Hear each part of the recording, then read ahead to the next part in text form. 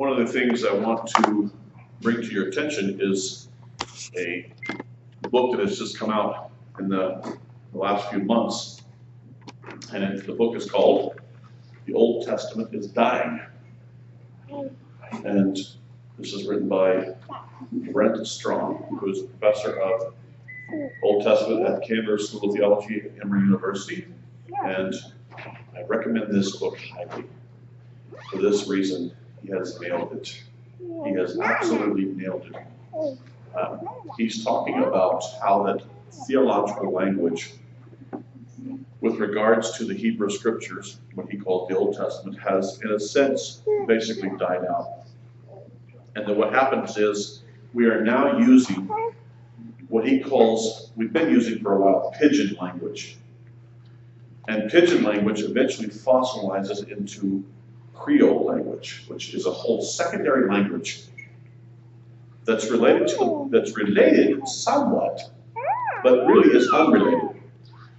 And pidgin is what basically we would call Motherese. Motherese language is where mother speaks to the baby and says things like, "Baby, come," right? And that's great for when the child is 1 and when the child is 2, when the child is 3. But if you're continuing to speak this to the child who's 18, there's a problem. Okay.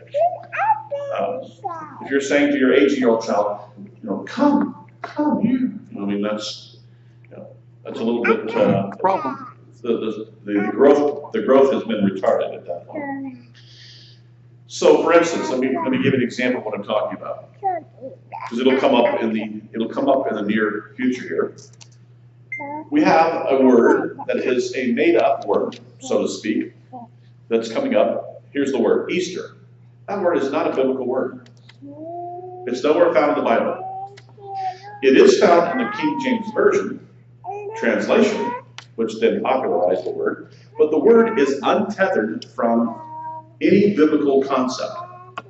However, if you take the word Passover, now you have a word that's connected to the biblical text, and you're speaking biblical language. As soon as you say Easter, you go off into a section over here that allows you to create a different language and a different concept, and allows you to do other things because it's not tethered to the biblical text. You create pidgin language, and then you fossilize that into Creole language. And bottom line is, we're no longer speaking the Bible. We're no longer talking about the Bible. He has a whole chapter in here on what he calls the happyologists. The happyologists, and how they repeatedly take the scriptures out of context, completely out of context. They'll borrow a few words here and there from a translation, but then at the end of the day, it's completely untethered and unhinged from the biblical text. Now, his point is this as well. While the Old Testament is dying, and once it dies, then you're going to have the death of the New Testament, because the New Testament is connected by an umbilical cord to the Hebrew Scriptures, and once the mother dies, the baby will die as well, to put it in a metaphor. And he's making the argument that it's already pretty much happened. He uses dying, so it sounds like there's some hope. But when it comes to theological language being spoken that's anchored in the biblical text, that's not happening. Yeah. When I was working down with Wyoming missions in Florida, they're not allowed to even bring up the Old Testament when they're going on missions, because they know that it'll cut off all acceptance of what they're trying to get across. So they only have the New Testament. They don't even bring the Old Testament with them anymore. Right. Yeah, and by the way, so I had, at one point there was an individual in our congregation who was a Gideon. And the Gideons, and it's a great organization in many ways. So but they pass out a lot of New Testaments and Psalms. So they'll say New Testament and then Psalms and Proverbs. Yeah, that's it. I challenged them to give out whole Bibles, which they do for hospitals and for hotels and that kind of thing. But when you go to, for instance, I was in the MEPS station, which is the military entrance station. You get the Gideons are there, and they give you a Pocket New Testament, which, again, nothing wrong with that. So I said to him, we were going to give Bibles to graduating students out in Gig Harbor. And I said, can we give whole Bibles? He said, sure, but they'll have to pay the difference. So I said to him, do you think that if I wrote Gideon's International and said, would you guys be willing to give whole Bibles? We'll find people to subsidize the cost difference between printing a New Testament and a whole Bible, because that was initially their concern, as they stated it. And so I wrote them and said, if I find people to subsidize so you guys can do whole Bibles, would you be willing to do just whole Bibles? And they came back with a letter that basically said, no, we don't think the Old Testament, they worded it very carefully, but we think that the essential scriptures that the people of God need are the New Testament. Wow. Okay. What are they saying? Well, this is why we now have New Testament churches. I see it around town, who drive by and say, we're a New Testament church. What is that? By the way, here's another one for you. The word church is not in the Bible. That's right. Not in the Bible. Jesus never went to church. Jesus did go to synagogue, assembly, and he did go to the temple, and he did go to ecclesias, home fellowships, but he never went to church. There was no church. He wasn't the first Christian. He wasn't the first Christian. Jesus was not a Christian. I don't know. Jesus was not a Christian. He didn't call himself? Yeah, he called himself. So it's one of those things that we have come to the place where we're using language that has no connection to the biblical text. And that lack of tethering, that lack of anchorage has then led us into all kinds of things that then attach to that. When what we speak then reveals where we are. So I challenge you to read this book, because what he's saying is we're basically in a really bad place. If he's half right,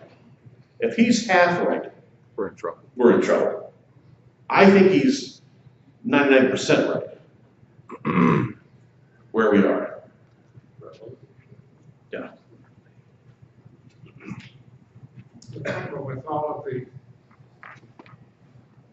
quote, revised editions of the scriptures is each one alludes a little bit like what the previous one was.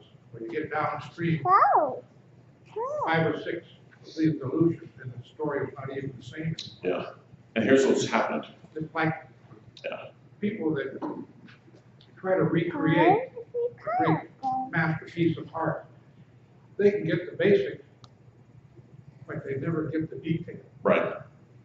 And here's what's happened. Over time, I've been saying this, and we have translation after translation, but these translations are moving us further, and they're calling really what are paraphrases translations. They're not even translations anymore, they're a paraphrase. But they're calling it a translation, which then brings in further language that was never in the text. But people look at it and go, well, it must be in the text because I see it right here in my Bible. I'm going to show you some examples. And here's the thing. We have gotten away from anybody in the pulpit knowing Greek and Hebrew. So they can't even go back and tell you what the text said and how it really read. 1, 2, 3. Hold on. Let me go this. With that, Brent, Nehemiah Gordon has just found a transcript of the book of Revelation in Hebrew. Okay, I'm interested. Hold on, right here. Go ahead. So one thing that I don't think very many people are aware of, but I think there's direct attacks on the translations by, for instance, the Luciferian church. They in some of their blogs they promote certain people, and you Google those people. Well, those are people that are on boards doing Bible translations, and I think people don't want to acknowledge that there is a spiritual war and even a physical war, not by sword but by pen. to ruin the word of God. And there's a lot of places where they take out the blood of blood and other key phrases. They're the Son of Man, the Son of God, and there's a huge attack, and people are kind of like, well, it's just kind of, you know what I mean, and it's just kind of hush hush. Right. There's very few people talking about how. I think as far as like,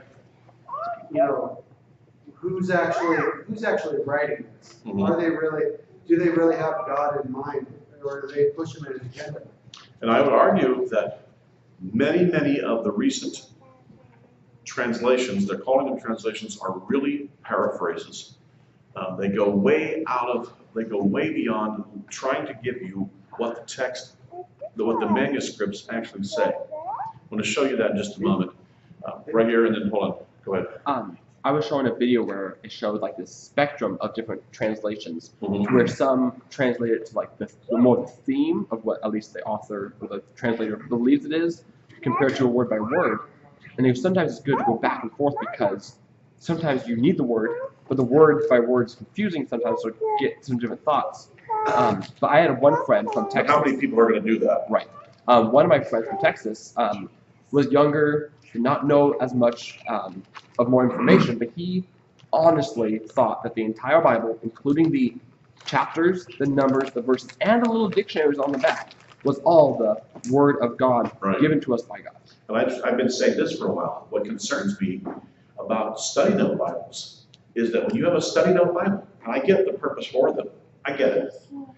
But people think that the study notes in their Bible are inspired because it's on the same page as their text.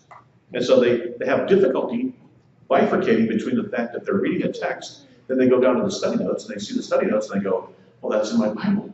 Because I opened my Bible, it was in my Bible. That's one man's opinion. It's just one man's commentary. It's study notes. Now they can be good, they can be bad, but yet people think, well, it's in my Bible because it's on the same page. That's potentially dangerous. I wanted to come back over here, then we got to move on. Go ahead. The Wycliffe Bible translators used to do a wonderful job. But when they started translating the Bible for the Islamic nations, they left out any reference that Jesus was the Son of God. Yeah, I've heard that. So yeah, I haven't verified this. Hold on, wait, one over here. Go ahead. In support of what you're saying, the online Christian bookstore advertises 22 versions of the whole Bible. Yeah, so it's, 22 versions. I want to show you a text here because this goes back to, I want to go back to last week for just a second here. Hold on 1 second. Hold on. Look at this description with me. I'm here to give you an example. This can be multiplied many times, but I'll go with me to Exodus chapter 32. This is from our text from last week. We didn't really get to go into this quite as deep as I would like. The background is Moses wants to see God. He wants to see his face. And God responds to Moses by saying, I'll tell you what I'm going to do. I'm going to hide you in the cleft of a rock, and I'll come and I'll pass by, and you can see my backside, whatever that means. Okay? Hard to know. But this is in Exodus chapter 34. Exodus chapter 34. Excuse me. And the reason why this text is important is because it's used so many other places after this in the scriptures. Exodus chapter 34, and look at verse 6. It says, the Lord passed before him and proclaimed, the Lord, a God merciful and gracious, slow to anger, and abounding in steadfast love and faithfulness, keeping steadfast love for thousands, forgiving iniquity and transgression and sin, but who will by no means clear the guilty, visiting the iniquity of the fathers on the children and the children's children to the third and fourth generation. So here's this description of God, and it says, I want to go back, he is merciful and gracious and slow to anger. Now here's what's interesting. Nothing wrong with hear me out. Nothing wrong with the translation slow to anger. But it's actually a Hebraic idiom. And the idiom is Eric Apayim, which means long of nose. Because in the Semitic mind, where you saw a person get angry, if we talk about them getting angry, we talk about their nose burning. getting hot, their nose getting hot. And if they're slow to anger or compassionate, we talk about them having a long nose because it takes a long time for the nose to get red. It's an idiom. But we have lost the idiom completely. Although anybody reading the scriptures in original languages would go, that said Eric Apile. Not a bad translation, but I'm pointing out that we need to be able to come back to actually what the text said at some point.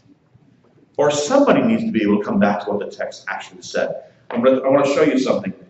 The opposite is true as well. If I want to talk about a short nose is somebody like we would say has a quick fuse.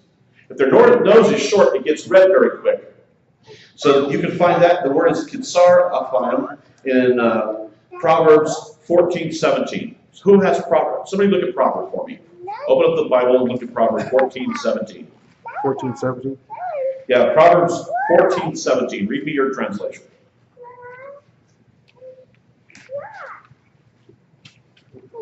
14:17. But this is the quintessential description of who God is. Okay, yes. A man of quick temper acts foolishly, and a man of evil devices is hated. Quick temper. That's short of nose. Kitsar apayim, short of nostrils. Okay.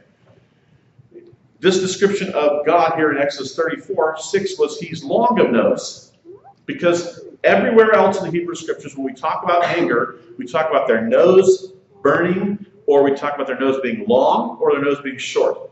So here it's erech apayim, long of nostrils. Proverbs 14:17 is also short of nose. The idea of this quick fuse, you get angry quickly. So my point is this, that there are, I think we need to understand, or at least be able to go back at some point and see what the text actually says at some level.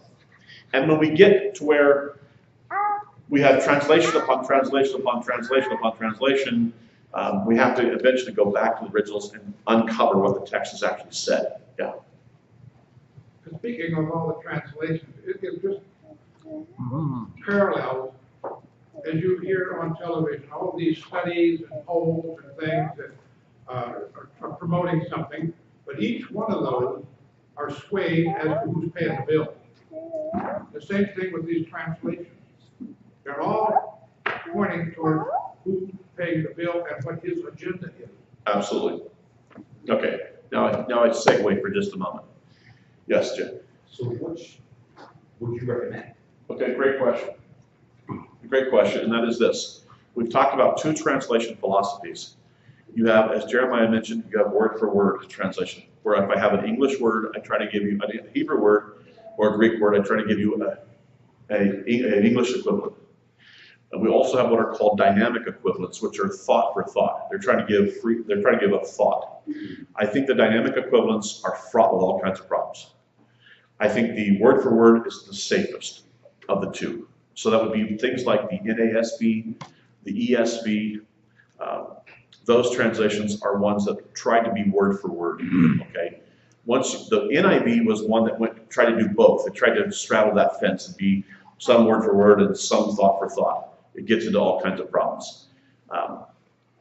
So this is a huge issue, because what has led to the dying of the Old Testament is these translations that have moved us away from what the actual wording of the text. And then what we've done is we've created a pidgin language, then we fossilized that into a Creole language, and pretty soon nobody's even talking about the Bible anymore.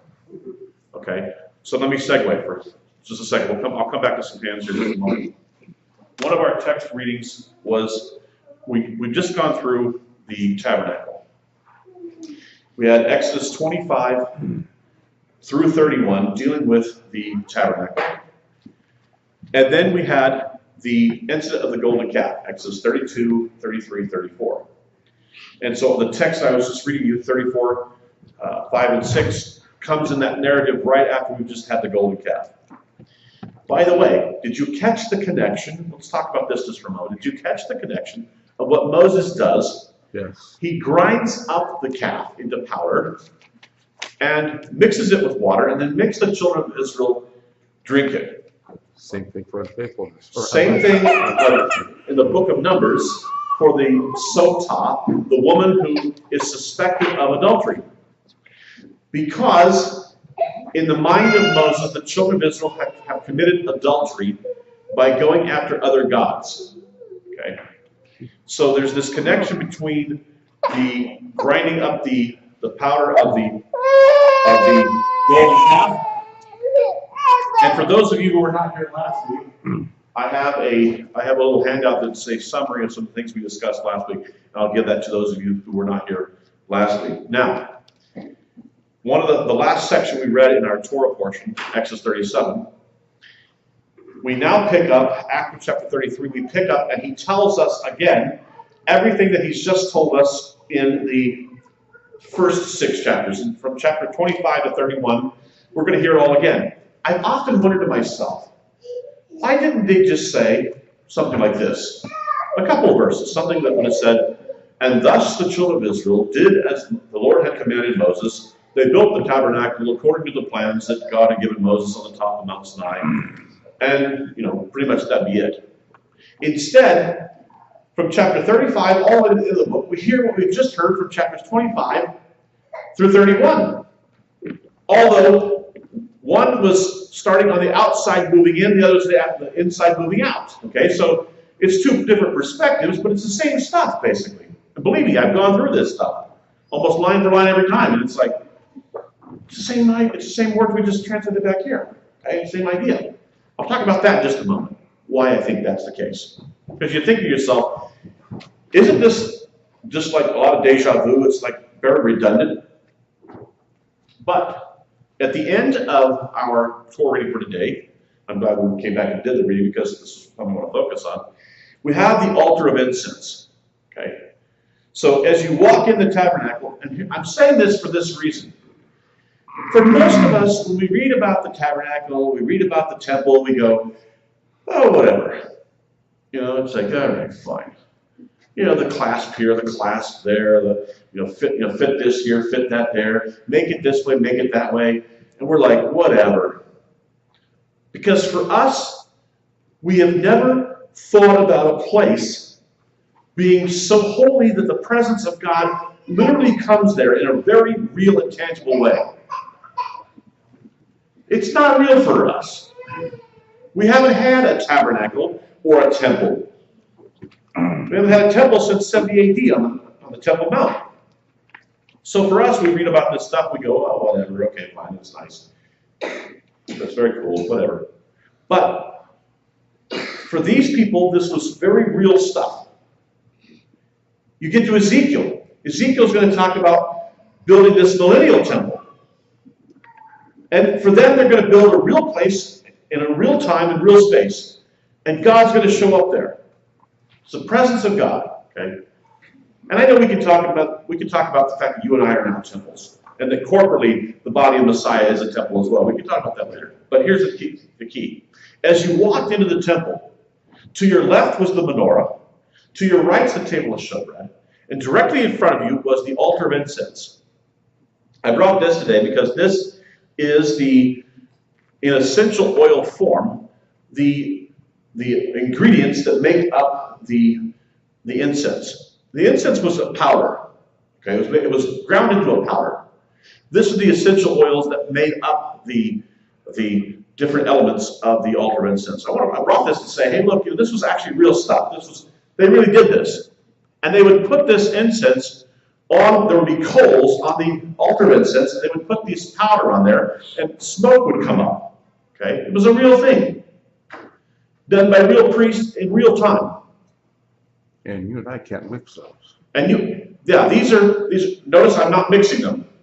And notice that they're in essential oil forms, because there's actually a penalty in the Torah for having them. If you're not one of the perfumers, you're not supposed to make these or have these. You're a dead man. You're a dead man. So I'm not going to put these together, but I want you to come up later on and smell these. Just go down the line, and because I think if we can begin to sense that there's actually a real place, a real tangible place that you can touch, it starts to become a little more real. And I think we need to experience it in physicality. So once you come up and smell what it would have smelled, what the altar incense potentially smelled like, with the different elements that we have from, so there's, as you can see, there's 11 different ones. They're listed for us in the book of Exodus, but fascinating, yeah, go ahead. It's not only those essential oils. It's the formula as what percentage of each one you use. Right, right, you have to have the percentages. Pour them all in a bucket and stir them up. Right, but the point is that here was in real time, in real space, a place that you would meet with God. Now let's go back to the, go ahead, sorry. But the Bible said not to make anything like it, not just that specifically. Yeah, we can't make anything, we're not supposed to reduplicate it, which is why we kept it in essential oil, so that we're not reduplicating. We're not, even if these were to mix together, we're not mixing things that we're not supposed to, because they're not in the form that they were when they were used in the temple. Yeah, but the Bible just said not to make anything like it. Yeah. Okay. You could argue, maybe you could argue it that way. But thankfully we haven't made anything like it. I mean, I don't think we have. Maybe you're right.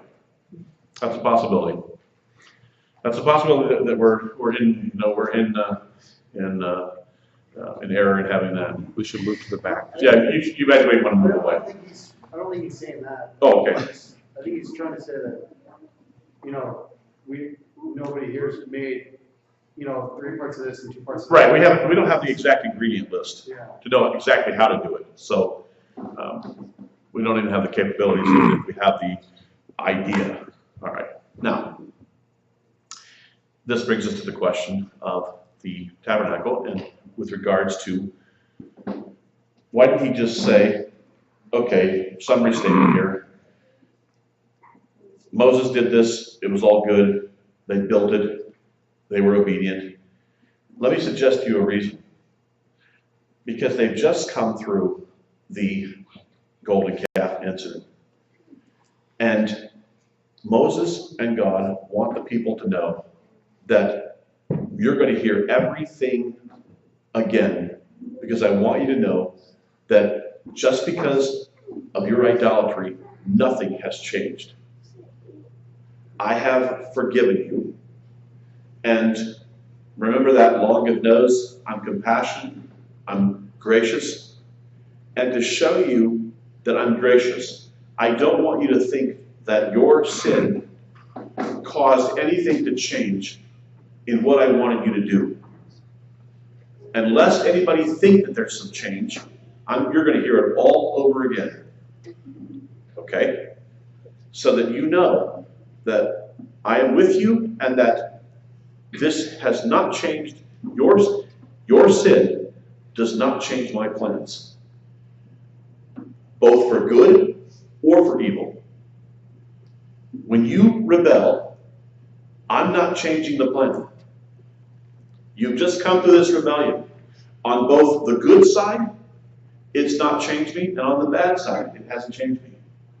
And that's why you're going to hear it all over again. Our sin, our rebellion, our idolatry does not change God's, here's the key, does not change God's desire to be amongst us. It's a good thing. That's a very good thing. And thus he is long of nose, compassionate, long on mercy. If he wasn't long on mercy, nobody would be able to be here. This is the essential character of our God, that he is gracious and compassionate. And that's why this language of Exodus 34, 6 and 7 becomes language that carries on into the rest of scriptures. It's used in so many places. Now I want to talk about the text we had in our Haftorah portion. In Ezekiel. Yeah, go ahead, Henry. Question. Yeah. We pray that the temple be rebuilt. Yes. Number one, will it be rebuilt? And number two, we also hear that the heavenly temple is going to come down, which is going to be larger than the regular temple. Yeah. So will that third temple be destroyed? Yeah, so this is good questions. Okay, so let's talk about this stuff. Okay, so first of all, I want to say this. There are many people who think that when Ezekiel describes the temple that he's describing some type of metaphor. It's just it's metaphorical. Let me tell you my problems with that. First of all, when God told the people to build a tabernacle, he gave them explicit directions, and they built a literal physical place. Okay, but let's go back. Remember what we said. The Garden of Eden was a temple where Adam was the priest. And I've shown you in the last couple of weeks how that when you listen to this language of Exodus and you listen to the language of Ezekiel, that the Garden of Eden is a temple. So God started us off in a temple. Okay? We started off in a temple. Then because of our rebellion, God drove out Adam and Hava, placed cherubim at the entrance with flaming swords. And by the way, these cherubim show back up in our reading on the Ark of the Covenant, guarding the holiness of God again. Can I add something? Sure. Adam and Eve were not Jews. They were not Christians. They're not Gentiles. It's a whole different group. I agree. Thank you. Yeah.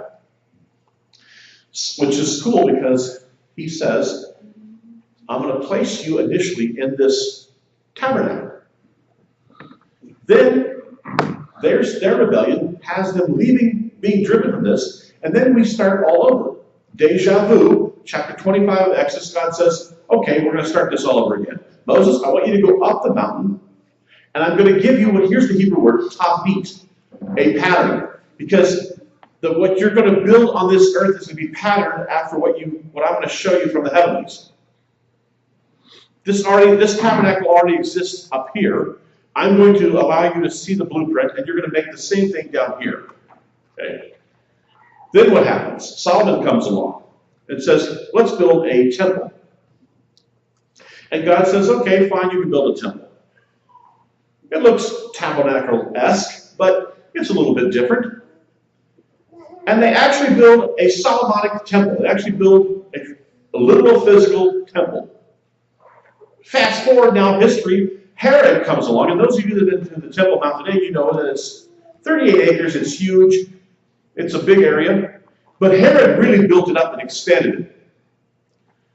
And Herod added some stuff to it, and very fascinating to study Herod's work that he did on the temple. 70 AD, the temple is destroyed. Titus comes in, destroys the temple.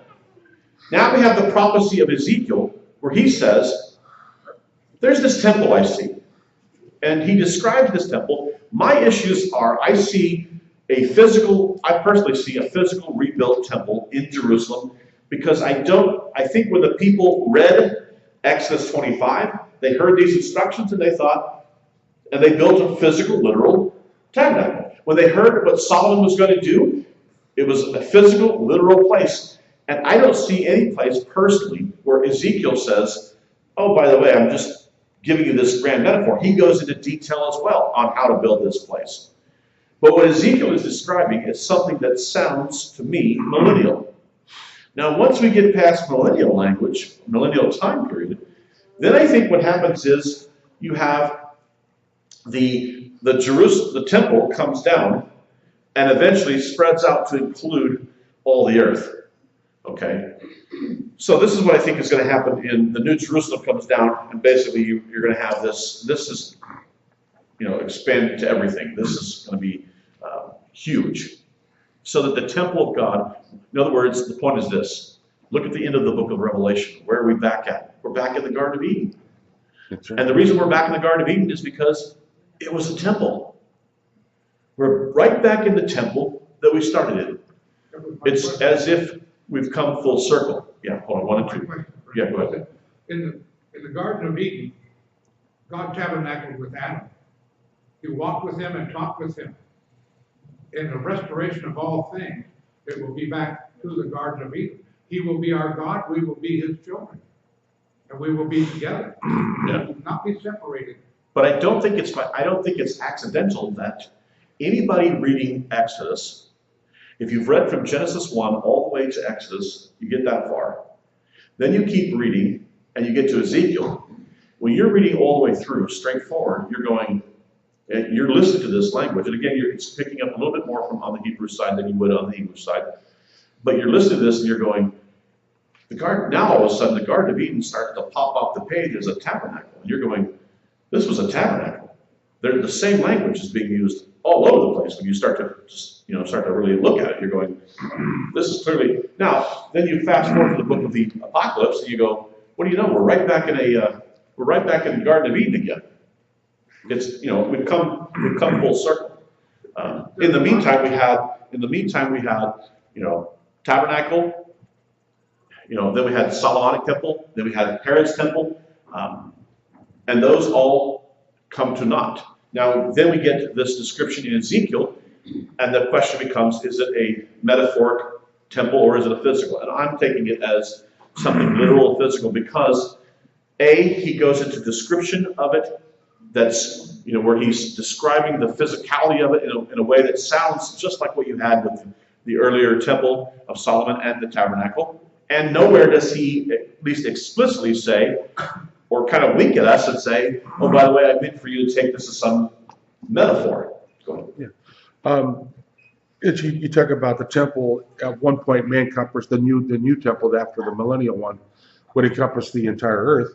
Well, that Skip Mullen talks about in one of his commentaries that the Garden of Eden was also meant to be the same way, being the pre-fallen state of Adam and Eve, that as they propagate and grow, their family grows, and in a pre-fallen state, that garden would in fact encompass, and that our earth is supposed to have been I would agree the with garden. Yeah, absolutely.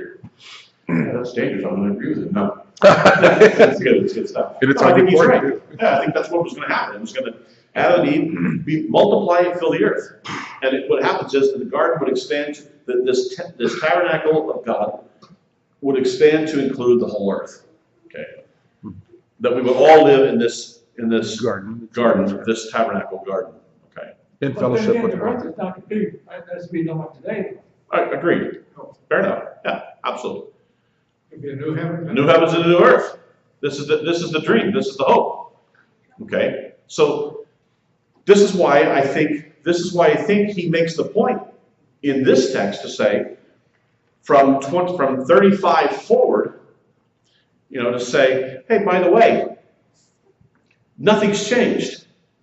It's almost verbatim, because I want you to know that when you sin, and this is kind of telegraphing for the future as well.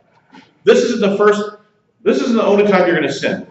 By the time we get to Leviticus, at the end of Leviticus, he's saying to the people, I know you're going to sin. I know you're going to go away from me. And then at the end of Deuteronomy, he says, I know that you're going to go away from me, and you're going to rebel against me. This is Skip's point, and well taken in his description of the kingship. What does God do? I mean, how do we know that the priesthood is messed up? You know that the priesthood's messed up because in your high priest, in Exodus 32, your high priest Aaron is helping them build a golden calf. And if you didn't think that Aaron was messed up enough, let's take his first two sons. Nadab and Abihu, we're going to get to Leviticus 10 in a few weeks. They're going to go in, and they're going to offer strange fire on the altar of incense. They go into this place, and they start doing some crazy things on the altar of incense. Things that weren't allowed, whatever that is. And God says, I hit the smite button twice. And both of them die inside the holy place. Drunk too. They probably were drunk. But here's the thing. So the priesthood is messed up. Then you think about the kingship. How do we know that the kingship was messed up? Well, look at the first king. Saul is messed up. He's trying to be a priest and a king. Saul tries to be a priest. Remember what we said? All the kings want to be priests, and all the priests want to be kings. God said, no, here, the Levites will be the priests, and the Judahites will be the kings. So all of a sudden, we get David. And David is a man, he's a poet, he's a warrior, and everything's going along fine. David's the king. And then we find out, David's an adulterer and he's a murderer. Oops. Among other things. Among other things. He's a man after God's own heart, and then he repents of it. But he's certainly not going to be a perfect king. And if you think that was bad, wait for his son. His son, Solomon, is worse than him. So the kingship is a failed attempt. You only get like Josiah and like maybe, Two, Josiah and Hezekiah are the only two that we say anything good about as far as the kings. Here's why. This is the point of the text. This is the point of the text, is that we need a person who is from above, but also part of us, that can reunite in perfection the priesthood and the kingship. And let me suggest to you that the only person who can do that is Yeshua the Messiah. He's the one who brings together the perfection that should have been the priesthood and the perfection that should have been the kingship and puts them together. Now, we have hints of this. There's only two people that are allowed in the Hebrew Scriptures that I can find that are allowed to function as priests and kings. Melchizedek, king of Salem. Interestingly, we only find him in two places. We find him in Genesis 15, and we find him in Psalm 110. And then the intertestamental literature really explodes with Melchizedekian concepts, that he is this type of Messiah. If you read the Qumran literature and the intertestamental literature, we're talking about, and what does Melchizedek mean? Melech, king, Zedek, righteousness, king of righteousness. Okay? But he's also a priest. And the other person that's able to function as a priest and a king, somewhat quasi, is David. David's allowed to have the ephod, and God doesn't destroy him. God's sons are called Kohanim. David's sons are called Kohanim, which is an interesting mix. He's the only one that's able to do that. What about Samuel? He kind of seems to fill some of those roles. Samuel is much more of a priest than he is. And by the way, let's talk about Samuel. Brent. Samuel's a problem. Is Samuel a Levite? No. No. But here's what's interesting. He's devoted. You know why Samuel? Because Samuel he takes a Nazirite vow. And a Nazirite vow allowed a person who was not a priest, here's the point, it allowed a person who was not a priest to function in priest-like status. While they're under that vow. While they're under the vow. Okay. His was lifetime. And so Samuel is given this, he takes the Nazirite vow, which allows him to function in a priestly status, even though he's not a Levite. Yes, go ahead. You're right. We're messed up. The priests were messed up. The kings were messed up. The earth is messed up. The heavens are messed up. In the restoration of all things, when Satan is done away with, all of this will return to as it was before Satan rebelled. Right. So here's the thing. I'm not okay. You're not okay. Nothing is okay. None of us are. Everything is not okay. There's only one who's okay. And when he comes and reigns as priest and king, he will unite the two offices of priest and king, and he will rule and reign. In his first coming is primarily Levitical, to make atonement and to forgive sin and to allow people who otherwise could not go into the temple to go into the temple. He's primarily functioning in priestly categories in his first coming. In his second coming, it will be as a king. He will come back as the ruler and reigner of this universe, to rule around this universe. Only after it's cleaned up. After it's cleaned up, he'll clean it up. There's going to be fire. Yeah, he will clean it up. But that's the point, is that he unites in himself. He unites in himself the kingship and the priesthood, and is able to put those. Now this is why, but we need a new DNA. Our DNA is messed up. Okay, the DNA is screwed up. We've done so much, so we need to be born from above. We need to be made new. And we needed a new Adam, Become a new creation. a new creation. This universe, this culture, this land needs to be cleansed. We've messed up the environment.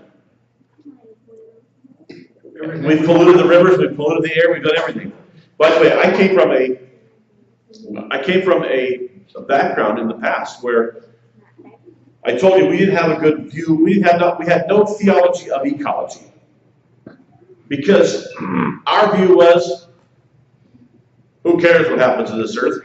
God's going to make it all new again, so we can just trash it while we're here.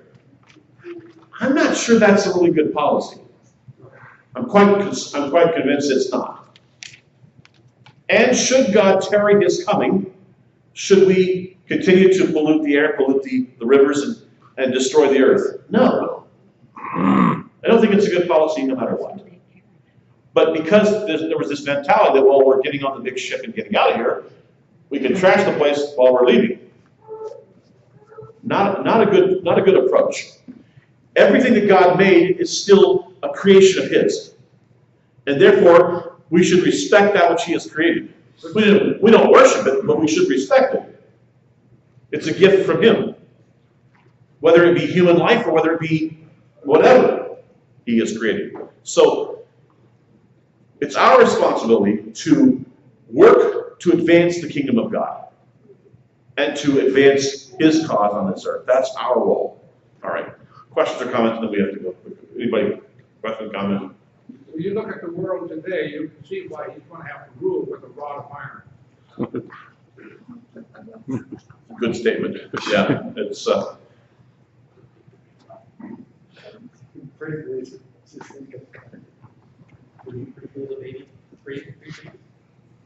you saying that we should all go out by priests now? Say that again? Should we all go out by priests? By what? By priests? Prius. I have one. Yeah.